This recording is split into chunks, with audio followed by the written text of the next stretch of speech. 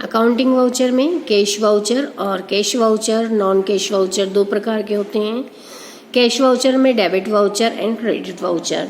Debit voucher meaning and purpose और specimen, और credit voucher का स्पेसिमेन, मीनिंग एंड पर्पस।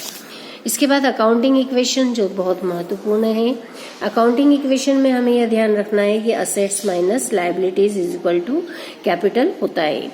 अब इसे हम किसी भी प्रकार देख सकते हैं। जो हमारी असेट्स होती है उसके बराबर हमारे टोटल लायबिलिटीज होनी चाहिए। कैपिटल भी एक लायबिलिटी के रूप में रहता है, इसलिए इस इक्वेशन में जो भी समझाया गया है उसमें जो हमें काउंट करना हो, जो हमें निकालना हो, वह हम आसानी से निकाल सकते हैं। Assets is equal to liabilities plus capital. इसे एक शॉर्ट में बताया गया है, A is equal to C plus L.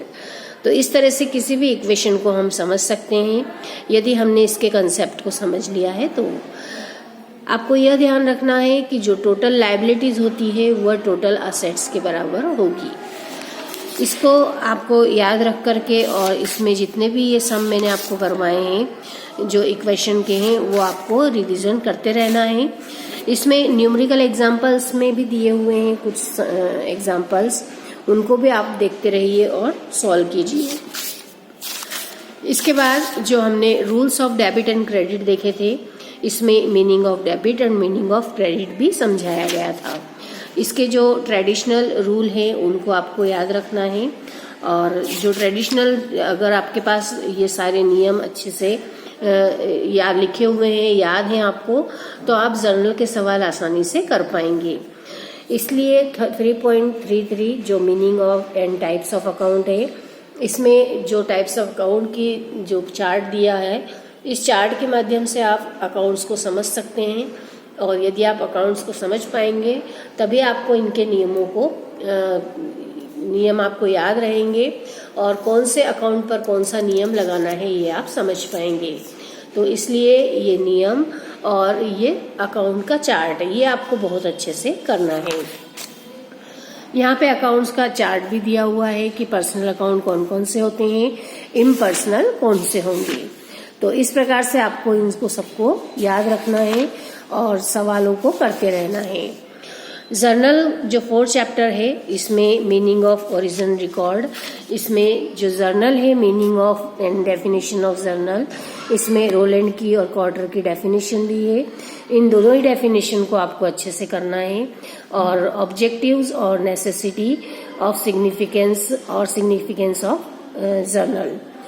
इसमें जर्नल का फॉर्मेट आपको याद करने की जरूरत नहीं है, क्योंकि जब आप सवाल करेंगे तो आपको वैसे ही ये चैप्टर याद हो जाएगा, रूल्स आपको याद हो जाएंगे। तो जब आपको ये फॉर्मेट और रूल्स और फॉर्मेट पूरे याद हों तो आप जर्नल के सवाल कर सकते हैं। इसमें जो रूल्स हैं ये यहाँ पे एक समझाए हुए हैं, इसमें एग्जाम्पल के द्वारा भी इन रूल्स को एक बार और समझाया गया है। इसके बाद special points to be remember ये भी समझाए गए हैं। इसमें आप ये याद रख करके और इस फर्स्ट एग्जाम्पल को बहुत अच्छे से देखिए। यदि आपने इस एग्जाम्पल को अच्छे से देख लिया तो आप जर्नल के सारे सवालों को आसानी से कर पाएंगे। यहाँ ये समझाया गया है कि किस तरह से अकाउंट को डेबिट किया जाता है और किस प्रकार से क्रेडिट किया जाएगा, इनका नेचर क्या है और इन्हें क्यों डेबिट या क्रेडिट किया गया है, इनका रीजन भी समझाया गया है। तो इस एग्जाम्पल को आप अच्छे से करके रखिए, और इसी के द्वारा फिर compound journal entry, trade discount वाली जर्नल एंट्री, कैश डिस्काउंट वाली entry and some other transactions, जिसमें drawing loss of goods given away in charity, purchase of office equipment, loan account and expenses. Bad debts की एंट्रियां भी आपको समझाई गई है, और इसे आपको यहाँ से देख करके और समझ करके और इन एंट्रियों को भी सवाल में करना है।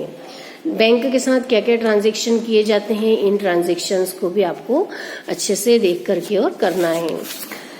इसके बाद जितने भी इसके एग्जाम्पल्स दिए हुए हैं उन सभी एग्जाम्पल्स को आप देखिए, और इसके बाद जो पीछे के सवाल दिए हैं उन सवालों में भी आपको जितने मैक्सिमम सवाल आप कर सकते हैं, सिंपल एंट्री के, कंपाउंड एंट्री के, trade discount and cash discount के, और बैंक ट्रांजैक्शन, इस मिसलेनियस में जो जो नए पॉइंट्स दिए गए हैं, जो किसी किसी सवाल में दिए हैं, उन पॉइंट्स को आप एग्जाम्पल के द्वारा समझ सकते हैं। और या यदि आपको कोई डाउट आता है किसी एंट्री में तो आप मुझसे भी कॉल करके पूछ सकते हैं या मैसेज दे करके अपनी डाउट्स को क्लियर करवा सकते हैं। तो आप ये जो चैप्टर 4 तक मैंने आपको रिवीजन करवाया है, इस रिवीजन को आप पहले देखिए और इसमें यदि आपको डाउट हो तो आप पूछिए, थ्योरी की लर्निंग कीजिए और सवालों को भी करते रहिए, क्योंकि बेसिक में ये आपके चैप्टर्स जो सवालों के चैप्टर हैं वो जर्नल ही है। और यदि जर्नल की एंट्री आपको अच्छे से आ जाएगी तो आप इसके आगे के जो हम और चैप्टर्स करेंगे, चैप्टर्स का रिवीजन करेंगे, वो आप आसानी से कर पाएंगे। इसलिए आपके लिए यह होमवर्क है कि आप जर्नल की सारी एंट्रियों को, आप थ्योरी तो धीरे धीरे लर्न करती रहिए और जर्नल की जितने भी रूल्स हैं, इनके एग्जाम्पल हैं, इन्हें आप पहले देखिए और इसके बारे में यदि डाउट है तो आप क्लियर कीजिए। अब मैं नेक्स्ट चैप्टर 5 से आपको कल रिवीजन करवाऊंगी, इसलिए आप जर्नल को कंप्लीट कर लीजिए।